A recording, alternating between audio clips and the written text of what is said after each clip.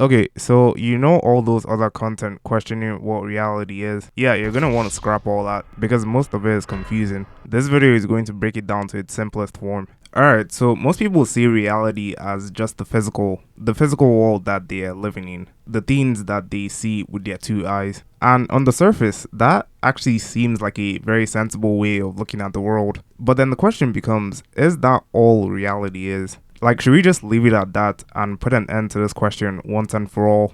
And the answer is obviously not, because we've heard stories all the time of people having out of body experiences and near death experiences. So that clearly disproves the notion that the physical reality is all there is. So in these experiences, a common theme amongst all of them is that the people who experience them talk about leaving the earth, and it seems like they go to fantasy realities. So in these experiences, they don't have their normal earthly physical bodies. The reason that we know that is because they talk about being able to fly above ground and stuff like that. You can't do that in a normal physical body. And they talk about being able to visit different realities, like heaven, for example. Most Christians talk about being able to visit Jesus. So this is real. There's no doubt about it. Now, if you look at a bunch of esoteric and occult teachings, you would find a similar pattern. Esotericism talks about astral projection and going into what they call the astral planes. In esoteric teachings, the astral plane lets you manifest whatever reality that you want. So putting two and two together, it's certain that the people who had these experiences went to the astral plane. So the question now becomes, what is above the astral plane, or is there anything above the astral plane at all? Well, in these same teachings, the plane above the astral plane is the mental plane, the realm of the mind, the realm of thought. So this plane is just pure thought. And the plane above that is the realm of no thought, the realm of no mind, the realm of nothingness. So everything from the planes above influences the planes below. This top plane is where pure awareness or the observer is.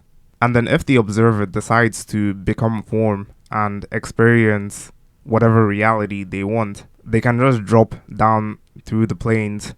The lower the plane, the more dense and physical it is. The higher the plane, the more light and non-physical or fluid it is.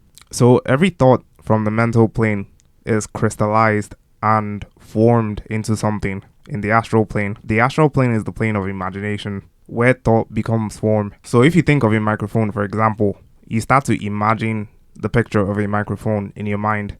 So what has happened is that thought started from the mental plane and formed in the astral plane. So I said earlier, you can go to literally any reality that you want in the astral plane. You can go to a reality filled with mushrooms. You can go to a reality filled with Mario.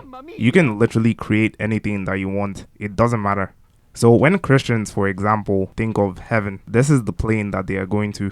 So when Christians say that this magical destination called quote-unquote heaven exists, they are not technically too far off. I mean, they're partially correct, but just not quite there.